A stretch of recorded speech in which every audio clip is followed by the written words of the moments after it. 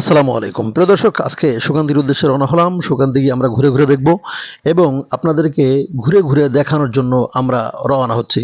আমাদের সঙ্গেই থাকুন। আমরা গাড়িতে উঠে বললাম, আমরা এখন যাচ্ছি সুকান্তিগিতে। আমাদের এখান থেকে 4-5 কিলোমিটারের মধ্যেই হবে সুকান্তিগি। তো সুকান্তিগি আসলেই অনেক সুন্দর একটি এলাকা। আপনারা আমাদের সঙ্গেই থাকুন। আমি রাস্তার কিছু সিনারি নিচ্ছি। রাস্তাটাও দেখতে অসম্ভব সুন্দর। আপনারা দেখতে থাকুন।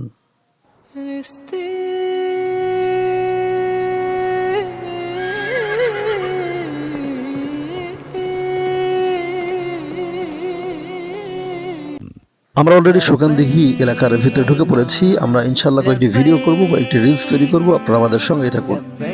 আমরা সুকান্দিঘির তীর দিয়ে যাচ্ছি। এই তীরটা এত সুন্দর, তাহলে ভাবুন সুকান্দিঘি আসলে প্রপারটা কত সুন্দর হবে।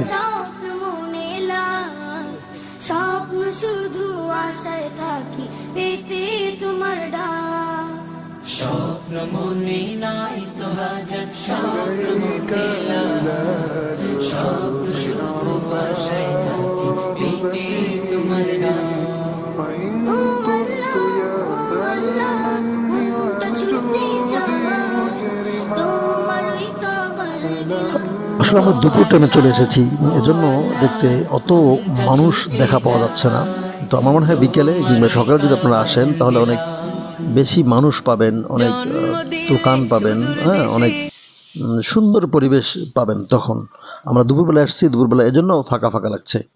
প্রিয় দর্শক, আমাদের সঙ্গেই থাকুন। প্রিয় দর্শক, আমরা সুকান্তিগিতে চলে এসেছি। আপনারা দেখলেন সুকান্তিগির আশপাশ এত সুন্দর, এত সৌন্দর্যমণ্ডিত পরিবেশ এখানে।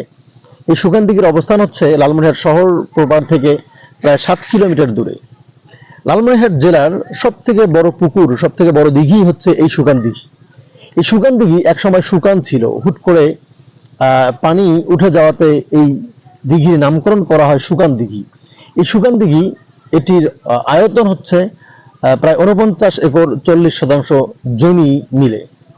এই শুকান দিঘিতে যদি যারা ঘুরে আসতে চান, যারা আসতে চান, ঘুরতে চান, তাদের জন্য বলবো আপনারা দেখবেন সকালে কিংবা বিকেলে আপনারা ঘুরতে আসতে পারেন।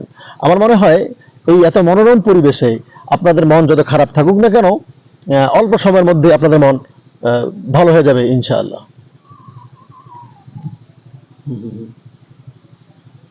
শেষ হয়ে যাবে, কত কিছু বলো।